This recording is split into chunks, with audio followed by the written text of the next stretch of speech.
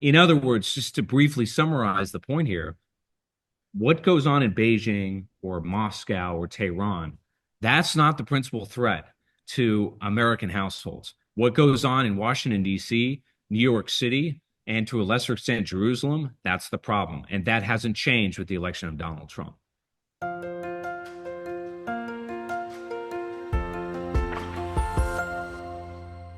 Hello, everybody.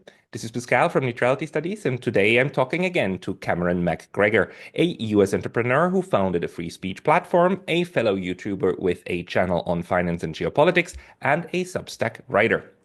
Cameron, at the moment, sits in Washington, D.C., and I thought that's a good opportunity to talk to him about the nearing 100th day in office of Donald Trump, which will be on April 30th.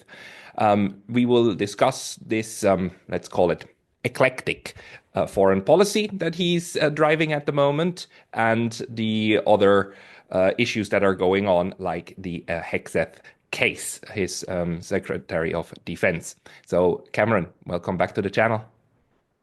Thank you for having me back in such short time, but I guess we can also thank our dear president for bringing entertainment and topical discussion at any moment. Oh, very much. I mean, I thought the Biden administration was doing a lot of bad things in very short time, and now Mr. Donald Trump is doing some good things and some very questionable things in a very short time. Let's start with the good things. I mean, I am still happy that he is trying to wind down the war in Ukraine. What is your assessment of this recent announcement that if there's no deal, and there seems to be no deal, at least with Ukraine. Ukraine rejected the Kellogg plan, and then the Trump administration said that they would walk away. What's your assessment? What does he mean by walking away? You know, it's an interesting exercise in diplomacy, isn't it? Your audience and I think the thesis you advance, particularly being Swiss as you are, and the idea of neutrality demands a certain degree of diplomatic professionalism. Donald Trump doesn't appear to have the temperament for that now, does he? He appears to have a cult of personality around him that almost mirror images a lot of his thinking, a lot of his erratic behavior, et cetera, et cetera. And I think that's what you're seeing in these discussions with the Russians. A lot of the people that I listen to when I watch podcasts like yours, frankly, are Europeans, and they have a lot of experience. Sometimes they're ambassadors, sometimes they're former military officers. And one of the themes that they emphasize is that negotiations take time. Diplomacy takes time. When Trump was in office the first time, he basically overhauled NAFTA and renegotiated something called the US Mexico Canada Agreement. That took 2 years, right? So these things just do not happen very quickly. But it strikes me that Donald Trump is frustrated because he wants the war to be brought to a very swift end.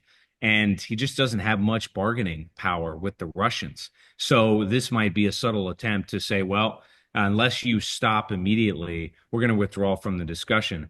I just don't think it's going to work because, as I said, I question what leverage we really have right now. And the Russians appear to be on the up and up, right? I think it seems not just with the Russians but also with the Chinese, maybe even with Iran, the balance of power, negotiating power, leverage, it appears to be shifting away from the United States. And I think that's frustrating the president.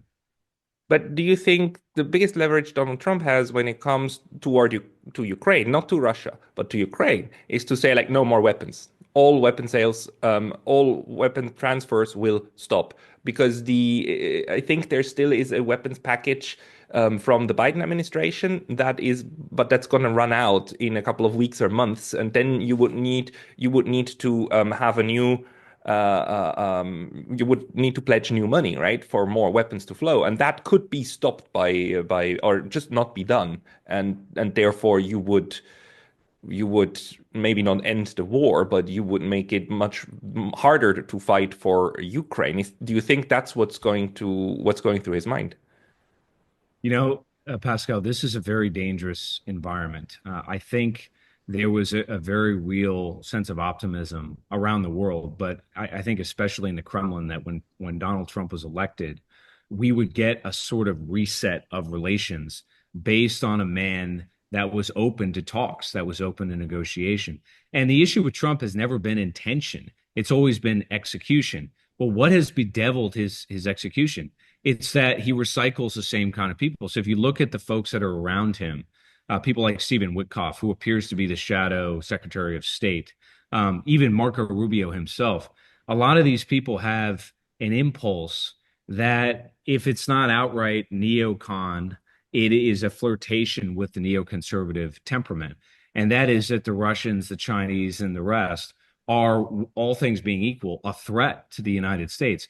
And so there is a reluctance to be as decisive as you're suggesting and remove that aid right away. Now, I think Donald Trump tried to do that initially, but again, it's been very erratic. He periodically has cut it off and then he's put it back on. At the same time, I think that's not really the core issue. The core issue here is the belligerence of Ukraine's president.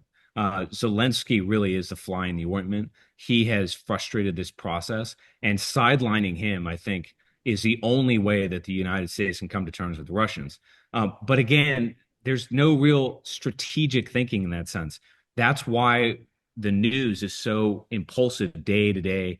It's almost as if Donald Trump doesn't have the foresight, he doesn't have the persistence to stay the course by putting people who reflect his ambition into office and instead relying upon the deep state that dominated the Biden administration and the Obama administration before it. So this is where we are right now. I do not see a swift shift in direction. I think this is continuity.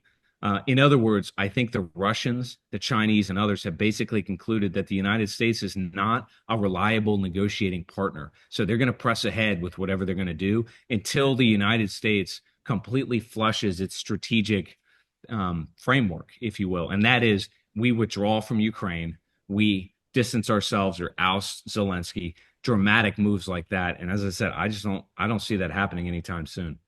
So, but this in a sense would mean that not only is there no capacity to make peace or to end the fighting, there is a lack of political possibility, even within the United States, to even stop weapon flows. So once the gates are open and once this machinery has started, you cannot. Even a president like Donald Trump seems not able to stop the car from rolling down the hill. Is that what you're seeing? So because he keeps saying he wants to end it, but it seems that political realities are working against it. Yeah, I think that's exactly right. So there was a document that was released in 2024. I think it was called the Commission on the National Defense Strategy, and this was put together by senior people in the Pentagon, representatives in Congress, and the language that they use is just very bellicose. So, for example, they begin the document, Pascal, by saying China and Russia are major powers that seek to undermine U.S. influence. The balance of power will continue to shift in China's favor or Russia's if we continue on this course.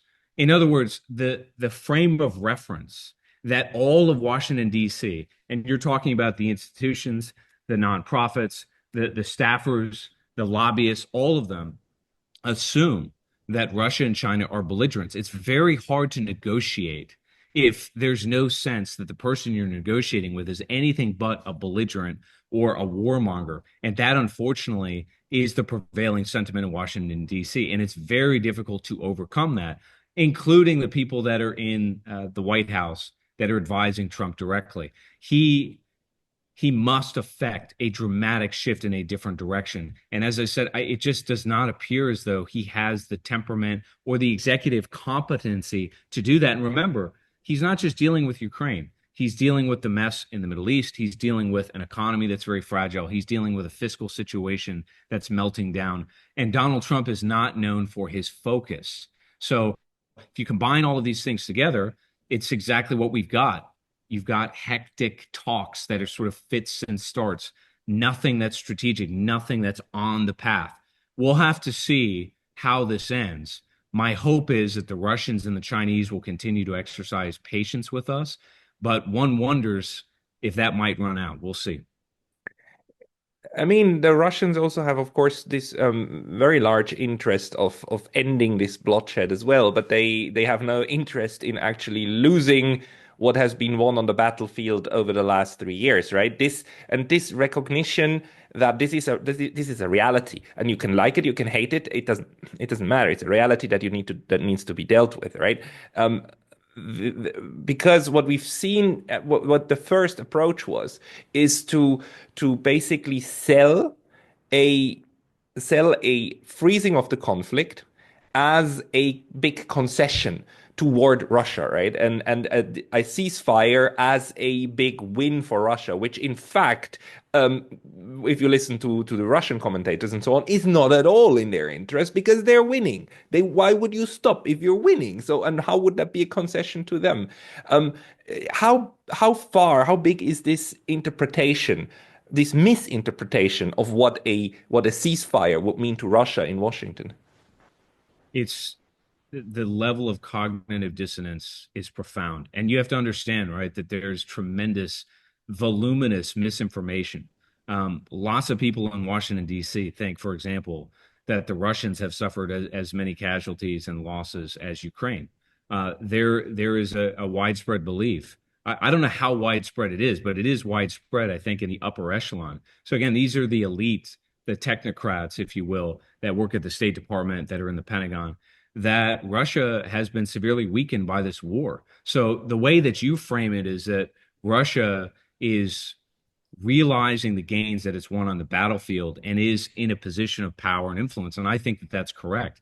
But that is not the assumption in Washington, D.C. at all. It's quite the opposite. Their view is that this war is actually working in our favor in some sense because it's bleeding Russian military power, diplomatic credibility, et cetera, et cetera. When in fact, I think it's quite the opposite. Then you have to add to the equation what the Europeans are saying, and the European governments, whether it's the German government led by this new chancellor, they're absolutely committed. It seems in reindustrialization to support a war against Russia.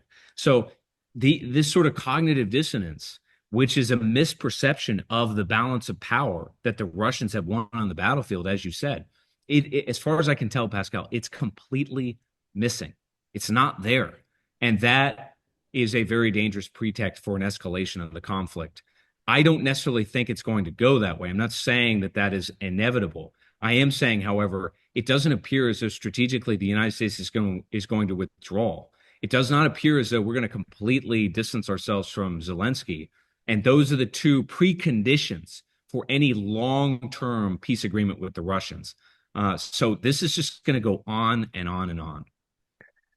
At the same time, it seems that also in Russia there is now an understanding that maybe the war cannot be ended and maybe the US weapon flows will continue, but that doesn't mean that you cannot have a constructive relationship with the United States in other areas. Do you think it's likely that the US would be willing or able to, let's say, have again a business relationship with Russia, or is that more like wishful thinking and the total blockade of Russia, the way that it has been um, um, um, created, with all of the sanctions, will continue? Americans in our upper echelons, if you will. So I'm talking about the faculty at the Kennedy School at Harvard. I'm talking about the Foreign Policy School at Georgetown University. I'm talking about the lobbyists on K Street. They live in the world circa 1990.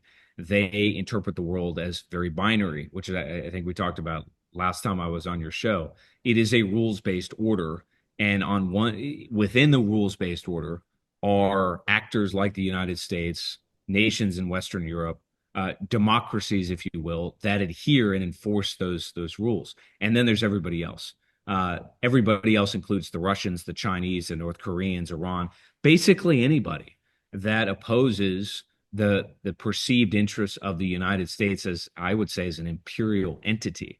In that sense, the institutional memory is so strong that no, I don't think that the Russians can be reintegrated. What's interesting about that, as you probably know, is that Putin gave a speech a few weeks ago to some key members of Russian industry, and he basically acknowledged the same thing. He said the sanctions condition that has been imposed upon us is now a fixture of the international monetary system, of the global economy, of our relationship with the West. In other words, it's not going to change. It appears as though he's correct.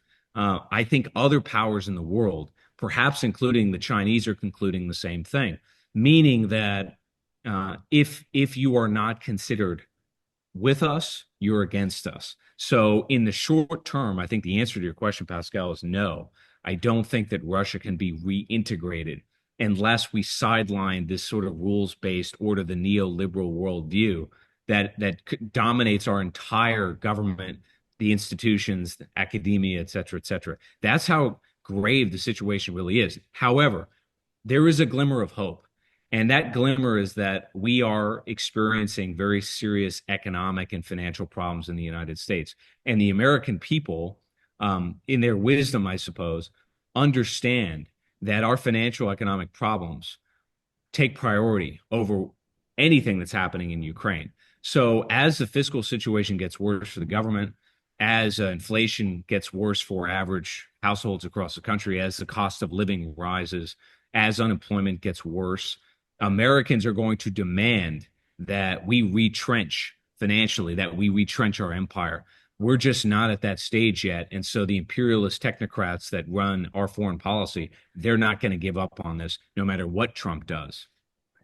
I still perceive the Americans as overall more realistic than the Europeans who live again on a planet that's even further away from reality land than America. I mean, in America, and even among the neocons, who do have this most belligerent of all like worldviews, there are a certain key fixtures of, for instance, trying to get the economy back on track. And now the part of the whole the not the sanctions, sorry, the tariff idea by Donald Trump. Part of it is, of course, the wish to improve the U.S. economy and to bring manufacturing back to the U.S., which by itself is a laudable goal, I would say. The question is this the way to implement it? How do you think the tariffs are going to help, or is this self-destructive?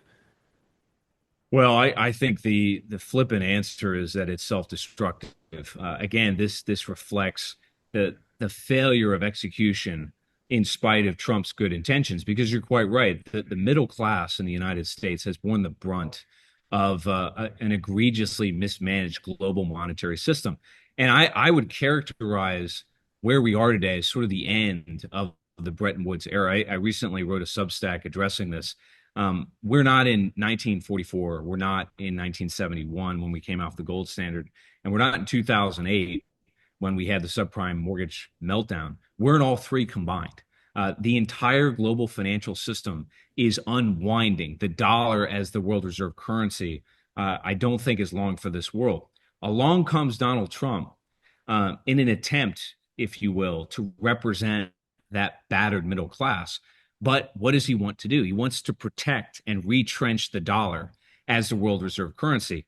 And unfortunately, this is weaponization of the dollar by other means. That's what tariffs ultimately are. And I think this is an egregious missed opportunity, because when Trump came in, not only was this an opportunity to reset relationships with the Russians, among other powers in the international community, but it was an opportunity to renegotiate a global financial system that has changed beyond recognition and doesn't really work for anybody anymore, whether it's the Chinese or the United States, average households in America and Europe.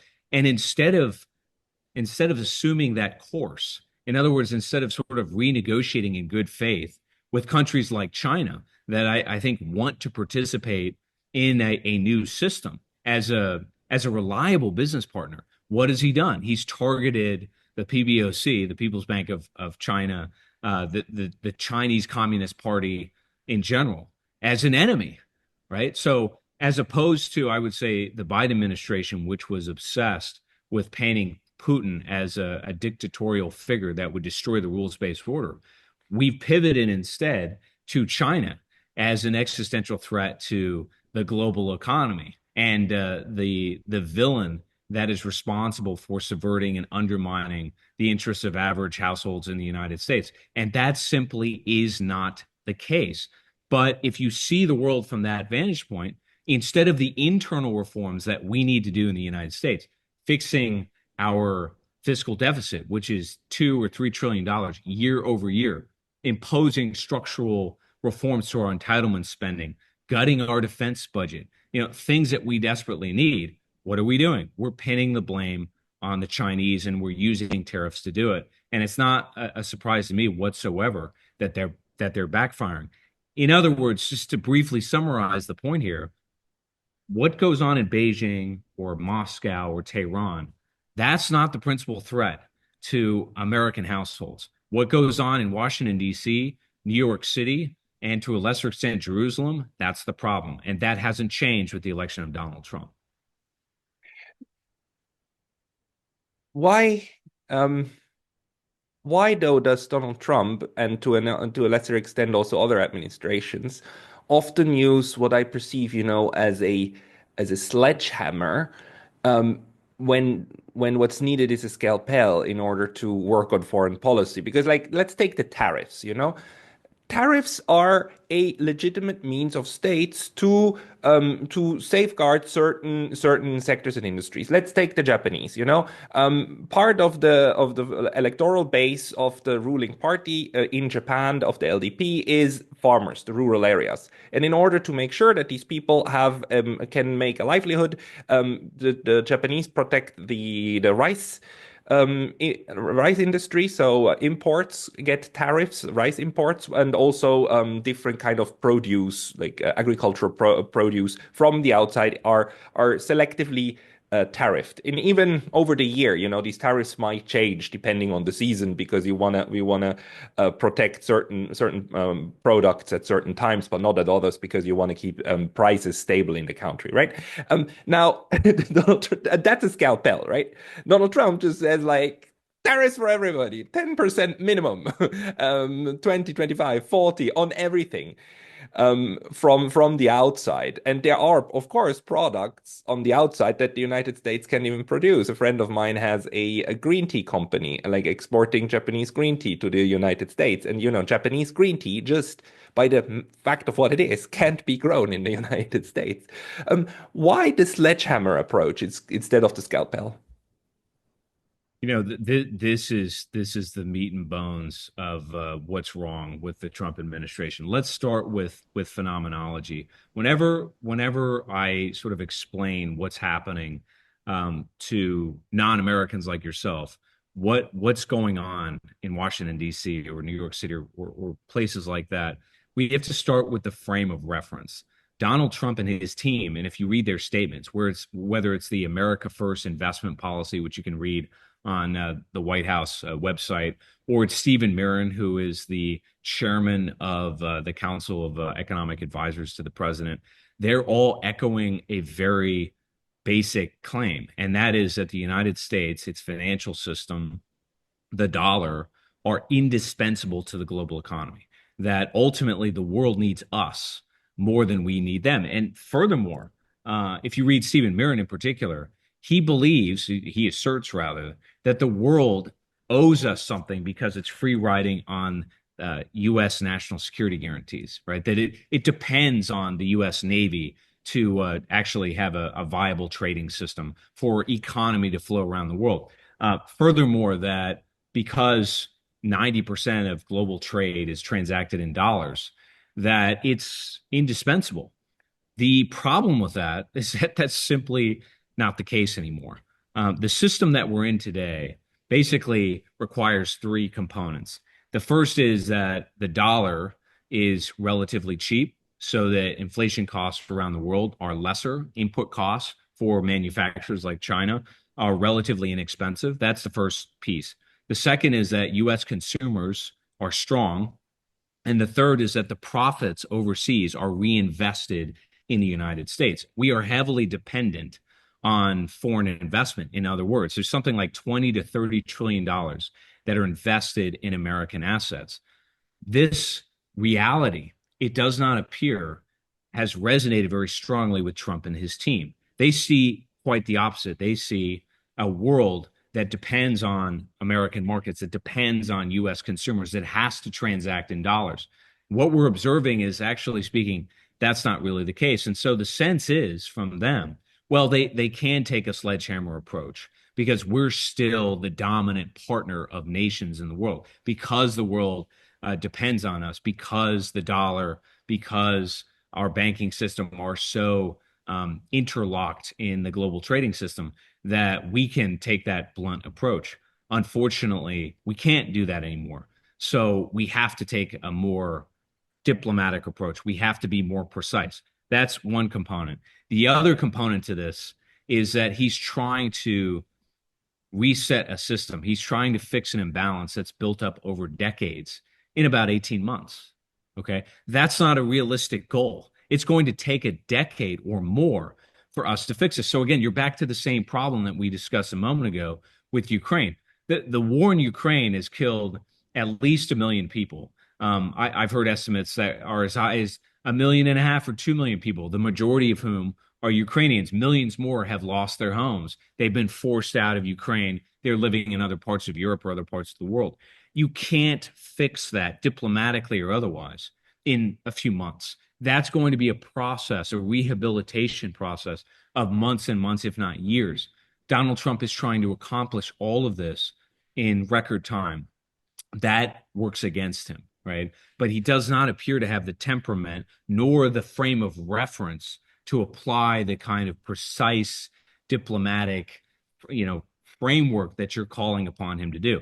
And I would say, finally, the other issue is, I don't think he really understands that America's problem principally is not China. It's not the trade imbalance per se. It's financialization. America is a financial system with an economy. It's not an economy with a financial system. So our problems emanate from Wall Street, from Silicon Valley, where capital is concentrated. It never trickles back down to the average person on the street. That's the source of the problem. But again, look at who's advising him. Stephen Witkoff, Howard Lutnick, all of these people are Wall Streeters. Even Elon Musk is principally a Silicon Valley entrepreneur. They are people that have profited immensely from the very financialization that bedevils average Americans. Donald Trump does not appear to understand that. Can you explain that a little bit deeper? Like, why is it that the financialization first? Like, does that exactly refer to? If you say like an economy has been financialized, especially financialized to the level of the United States, and why is that not a good thing for the real economy? Yeah, I mean, basically, financialization means that instead of real economic activity, so this would be like industrial production, building infrastructure, building refineries, what companies are doing are stock buybacks. Okay.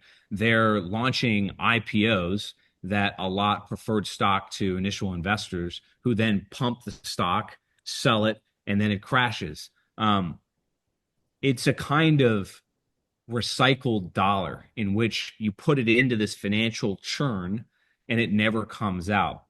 As I said, the three components, the third is that the profits, the real economic activity that's going on in Germany or Korea or China or Japan, where there's actual manufacturing, where there's actual economic productivity happening, those profits come into the United States, and they are to some degree realized by American baby boomers that have retirement accounts and 401k. So they see the stock valuation rise. But that money is not being reinvested in expanding capital expenditures, in hiring new staff. It just stays in that financial system. This is where we are today. And that tells you something else. What's happened in this trade war with China, basically, as foreigners have lost their faith or their trust and confidence in U.S. assets, whether that's our currency or it's U.S. Treasury bonds or what have you, guess what? The 401k portfolios of baby boomers across this country are falling. Their net worth is falling. Asset prices are falling. That's crucial in an economy that's so financialized. It would not matter as much if we had more balance between consumption and productivity. Again, it's a sort of concentration of capital in the hands of very few people that own assets on Wall Street, but not Main Street, not people that are actually doing jobs. And this goes deep. It includes private equity that is buying up companies across this country, that's firing people so that they can jack up stock prices and then selling the company for parts. This is what's happened to us over the last 30 or 40 years. That's the real problem. The trade imbalance is a symptom of that problem. Financialization is the actual issue we have to deal with. And unfortunately, Trump's administration doesn't want to deal with that on the one hand. And on the other hand, the people that are advising him, like Howard Lutnick, who is, it seems, the brains behind the trade tariffs that he's imposed, they're Wall Streeters. So they want to perpetuate that financialization. Now I get what you mean. So, in a sense, the capitalism of the United States has transformed into a version of itself in which the capital is not productive anymore. The capital is sucked up by the gambling part of the society, which is the Wall Streeters, instead of being what on the capitalist theory should happen, reinvested and then help the real economy to grow and to make more stuff and produce things and produce wealth on the ground. That's the criticism, right? Yeah, that's right. And remember that we've got twin deficits. So we have the fiscal deficit that I alluded to earlier, which is, I mean, year over year, it's $2 trillion, Pascal. That's the size of entire economies in the world. That capital has to be pulled from private enterprise to finance the government, which is necessarily less productive. Now, again, setting aside the philosophical debate that one could have about whether the government is engaged in productive activity or not, that is real capital that the private sector desperately needs. We know in the United States, for example, we haven't built a refinery since the 1970s. Okay. We need new roads, new bridges. We need new ports. That's desperate infrastructure that will benefit the United States, the average American on the street. There's no more money that's going into that, in part because of the fiscal deficit that we have. The trade imbalance is the second problem. And I do think that can also be addressed, but that's secondary. So again, part of the problem that Trump is having is the order of operations. Internally, fix your problem first, definancialize to some degree, and then you can turn to the balance of payments problem abroad. But as I said, I think that requires a renegotiation of the entire monetary system itself. And that's the very thing that Trump is trying to retrench around, right? He's trying to defend and, in fact, weaponize the dollar just in a different way than the Biden administration and administrations before him have done. And that frustrates any attempt that the United States can make with China or any other major party in the world right now to actually get a new monetary system that works for everybody. Because I think the Chinese and the rest of the world are equally frustrated with the dollar. They don't want to be sanctioned. They don't want their assets confiscated. So we need a new grand bargain, but Trump's going about it by bullying people, and that's not going to work. So, in a sense, what the United States would need is to be let into a new way of dealing globally in a new system. And that system is probably for the first time in a long time not going to be built by the United States because we can see how Russia, China, the BRICS are actually working on that. Do you think that in the end, this new system that is being created now might actually end up helping the United States back on its feet after a downfall, which I also think is unavoidable at this point? And how do you see this new system now being created? Yeah, no, this is the key question. So let's go back to 2008 for just a moment. The chairman of the Export Import Bank of China said in 2008, I think he told the Financial Times, that the dollar system is basically at its end. Now, in prototypical Chinese fashion, he said, we don't want to remove the dollar right away, but we need to phase in a new program. And in effect, that's what's happened over the last 10 years. BRICS has become one of the vehicles to achieve that. And I think they've made great strides. Now, fast forward to today, Victor Gao, who is, I think, the chairman of the Center for Globalization in Beijing, he said, I am not a proponent necessarily of de-dollarization, but I do not support and I won't tolerate the weaponization of the dollar. I think that basically summarizes the global consensus at this stage. In other words, nobody's trying to destroy the dollar, okay? Because the collateral damage of doing so would be catastrophic for the world. It would ripple throughout the global economy in ways that I don't think Beijing, I don't think Tehran or anybody really supports, even Moscow. However, the United States can't have the power, the asymmetry to weaponize the dollar in ways that it has. And that's exactly what Trump is doing. And I think that the hope that the Chinese had was that Donald Trump would recognize that the dollar system doesn't work anymore instead of retrenching around it, as I said. So what's happening now is that the Russians, the Chinese, the Indians, and others, I think they have made their peace and they're going to de-dollarize out of necessity. Now, that's going to be a slow process. It's going to be a methodical process unless the United States embarks upon another kinetic war in the Middle East, in which case the Chinese and other powers may say, look, we're going to liquidate our majority position as a holder of U.S. Treasury bonds or U.S. assets in general and effect a total decoupling.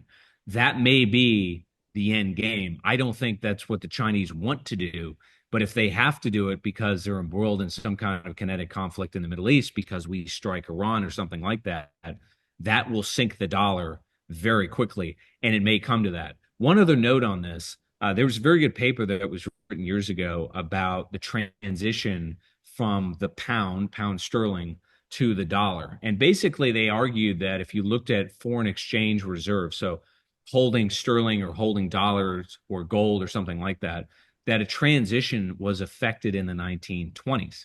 Okay, now you don't get Bretton Woods until 1944. So basically, what they said is that while officially Great Britain was still the reserve currency and remained so until 1944, in practical terms, that transition had already happened by the 1920s because of the rise of Wall Street, because of the rise of New York banks, because of the ascension of America as a global power.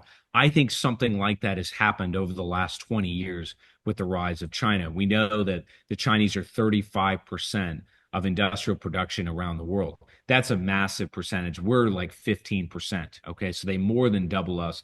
And they opened the Shanghai Gold Exchange in the early 2000s, and that went international in 2014. And what have they been doing? They've been stockpiling gold, as have the Asian banks in general. And I think gold is going to be, it's going to play a decisive role in the world, the next monetary policy, as it almost always does. So, in other words, you sort of have a parallel system already. It's just a question of, well, how much collateral damage is there going to be between now and the next system that arises? And that rests in the hands of Donald Trump and potentially the Zionists in his government who are getting more belligerent by the month, it seems. Yeah, let's maybe switch track a little bit to that issue, because it's also connected to, of course, the a potential war with Iran. It seems that Israel is hell-bound on somehow goading the United States or otherwise force the United States into a war with Iran. On the other hand, Steve Witkoff is now in charge of negotiations, and that's I think that was a very smart move of Donald Trump to do, because Mr. Witkoff seems to be the one who has a realistic outlook on international relations, and actually also understands that Iran and Russia are already connected, right? So that this is actually now a multilateral negotiation. How do you see the Trump administration in general approaching this issue and the role of Israel? I'm very skeptical. I think we're living through right now, Pascal, a very fraught time. And I say that because as it stands today, there is a scandal that's embroiled the Secretary of Defense, Pete Hegseth, and his inner staff, three members of which or more have been fired in recent weeks, allegedly because of a scandal in which they leaked confidential information or classified information to an open source network that was exposed. And now that they have some hard questions to ask. But the deeper story, I suppose, is that Hegseth and his team, it appears, oppose any military strike, joint or otherwise, against Iran, which makes all the sense in the world. There's absolutely no reason. The United States has no national interest whatsoever in a war with Iran. It would be completely unprovoked, and it would only cement our fate, I think, to embroil ourselves in a regional war that we would lose. Okay, just as we have sort of lost this proxy war against the Russians in Ukraine, it would be devastating. And I think Hegseth and his group, they understand that, and so it seems as though they're being pushed out. Now, to your question about Witkoff and the talks that have gone on with Iran, I'm very skeptical. Remember, Witkoff was also the architect of the ceasefire in Gaza. That was supposed to be a phased approach. As far as I can tell, that has terminated, and Netanyahu and the Likudite government that he's got have resumed attacking and killing innocent civilians in Gaza. I've also heard that they've expanded to doing so in the West Bank. And this sort of 7 or 8 front war that Netanyahu's talked about, which basically embroils the whole region against Israel, that appears to be on the schedule. In other words, I guess what I'm saying is the neocons in the White House, and they're there. People like Marco Rubio, he's a neocon. They appear to be in the driver's seat, and the folks in Jerusalem in Netanyahu's government, they appear to be in the driver's seat. That leaves us with Donald Trump, and I don't think Donald Trump wants war. But look at his actions. He's given the Netanyahu government whatever they wanted. He's given them the munitions. He's given them the military hardware that they've requested. He certainly hasn't disavowed any actions that Netanyahu has taken to break the ceasefire. Um, all he's really done is said, well, we don't want war with Iran, but he's also threatened them at the same time, and he's escalated U.S. military forces in the region, as I'm sure you know. He's deployed an additional carrier strike group. He's forwarded, B-2 bombers that are sitting in the Indian Ocean.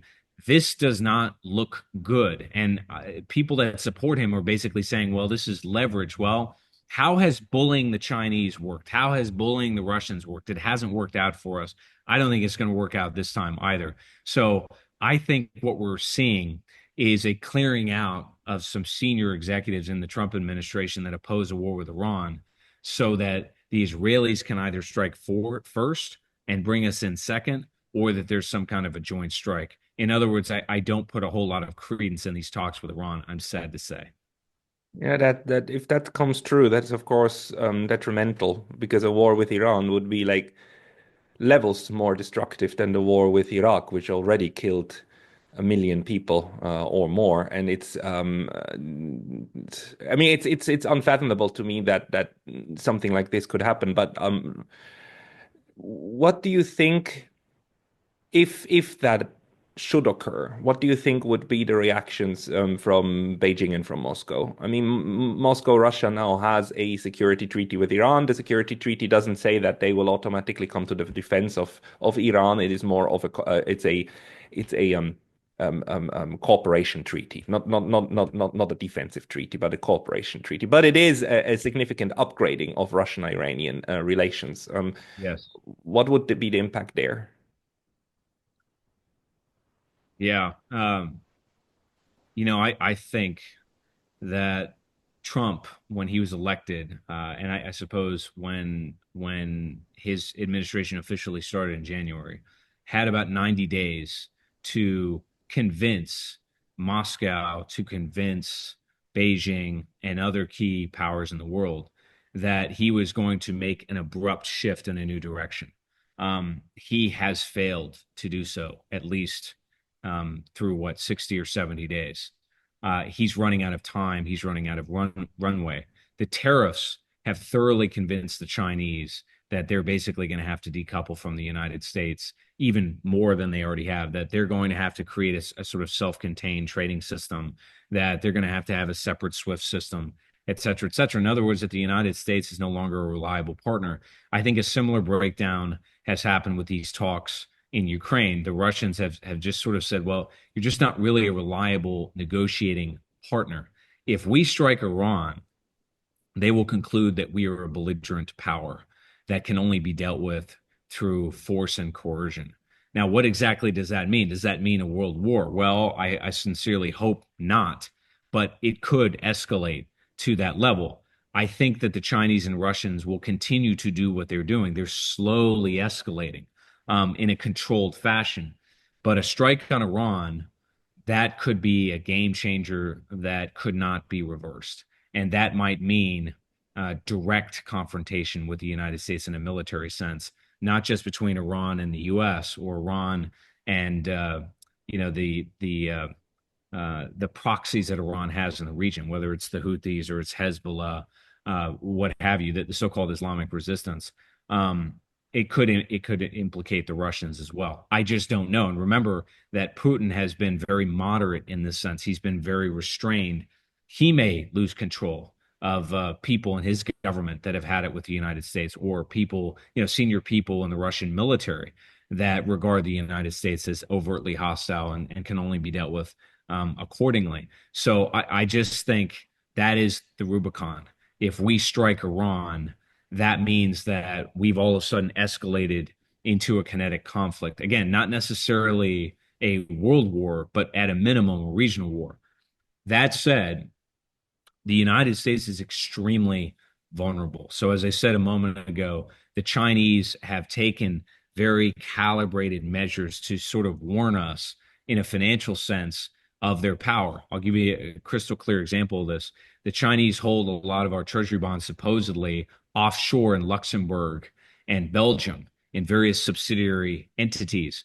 And there's been a lot of selling pressure on US Treasury bonds in recent weeks that's come out of Europe. So some people, like Jim Bianco, for example, have speculated that this potentially could be Beijing, again, deliberately selling our bonds to sort of put pressure on us and tell us to back off. They could all of a sudden dump the mother load that they've got sitting at the People's Bank of China, and it's something like $700 or $800 billion worth of treasuries. They could all of a sudden dump that. That would rupture the financial system potentially irreparably. The Iranians have a bevy of missiles. They've got drones. They have an integrated air defense system. Our naval forces in the region are very vulnerable. Okay. We're overextended. We don't have the industrial capacity that we used to. I think we would have very serious logistical problems in the Gulf.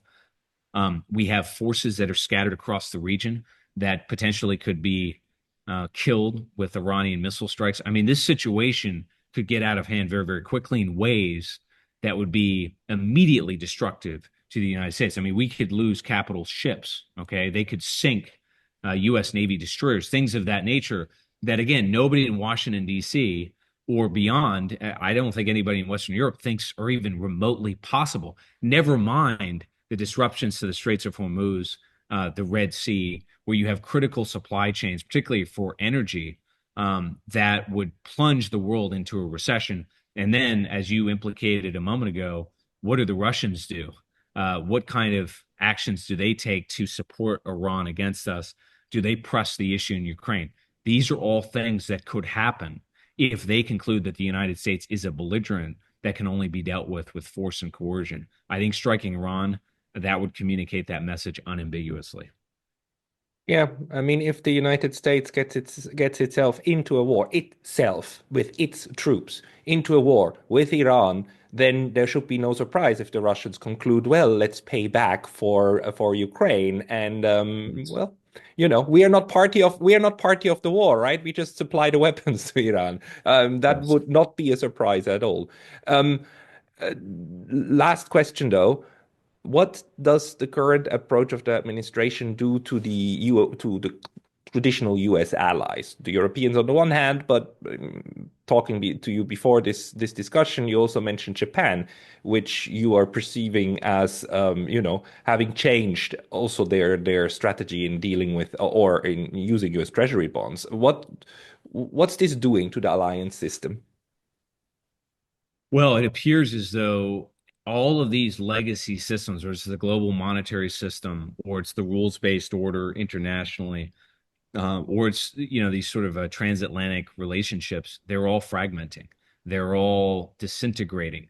Now, it's not happening overnight, but it does appear to be happening. Japan has a financial crisis of itself, as I'm sure you know. Its currency is vaporizing. It's experiencing inflation in and of itself. It also has a massive debt problem. The Japanese have, I think, the largest on-balance sheet debt in the world. This is a problem because the yen is the second most important currency behind the dollar because so many corporations, investment companies, etc., um, borrow money in yen to buy U.S. stocks. It's the so-called yen carry trade. Or in other parts of Europe, the Japanese also have the largest amount of sovereign debt in the world. They hold U.S. Treasury bonds, yeah, but they hold a lot of European bonds as well. And so, as that financial system in Japan melts down, which is what I think is happening, you're beginning to see that ripple around the world. In other words, the interests of all of these respective parties are now sort of divergent. And Trump is making it worse because he's doing basically what the Ministry of Commerce department said in Beijing recently. He's practicing unilateral bullying. And what's interesting about this is, it was reported recently, for example, that the Swiss and other, I think, Europeans are considering creating manufacturing companies in the United States because of the tariffs. Well, my guess, Pascal, is that if Donald Trump had negotiations with them and asked, that probably would have happened anyway, right? But instead, he's bullying these countries, and that's accelerating the fragmentation that was already there. Again, the system itself doesn't work. As I said, the dollar system was on its way out.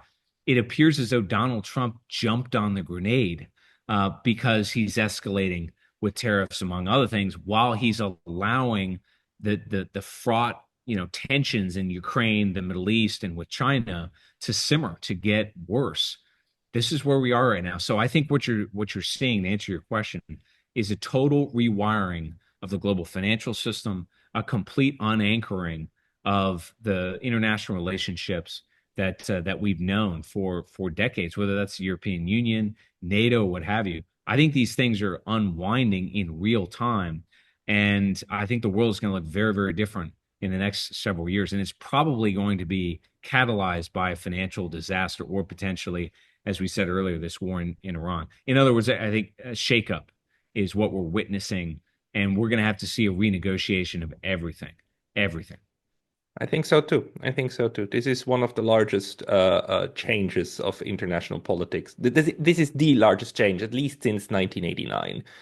And the end of the Soviet Union in 91, and also this process didn't happen overnight, right? It was drawn out over several years, and all we can do is to watch and analyze and talk. And this is why I'm grateful that you are also sharing your insights with us. Cameron, where should people go who want to follow your work? Yeah, please follow me on Substack. I have a Substack called Men and the City, and I have a YouTube channel called Neo-Masculinity, where, as you pointed out, I talk about geopolitics, finance, masculinity, all kinds of things of that nature in a world that is changing in light speed, as you said. So very interesting times. I do want to end on a positive note here, because a lot of this information, it's very intense, it's heavy. And I think there's a lot of pessimism around the world. The American people collectively, and I think Europeans as well, are increasingly conscious of the warmongering of their governments. I think of the inadequacy of the technocrats that are running the economy, the Fortune 500 companies, so forth and so on. So I think it is the case that things are sort of ratcheting up, but there's going to be a drumbeat for a total overhaul of government across the Western world, including in the United States. And that, I think, will also demand peace, demand a sort of divestment from this U.S. empire, which has become a platform for interventionism, warmongering, and all the rest of it, whether that's through NATO or that's in the Pacific, in Taiwan, what have you. So, in other words, I think internally, the system is trying to right itself because people are frustrated with the governments that don't represent them anymore. And that may be enough to prevent something like a world war, something like World War One. Again, this is not 1914. There is not this furor on the street for war. It's quite the opposite. Nobody really wants to fight. And I don't think the elites understand that. In fact, I would say some people in Washington, D.C. actually believe that some kind of conflict with Iran would unify the United States. That is not the case. It will completely destroy what trust is left in the government, and that may stop a wider war. And let's hope that it does. Your word in the people's ear, my friend. Let's hope so. Cameron Macgregor, thank you very much for your time today. Always, thank you.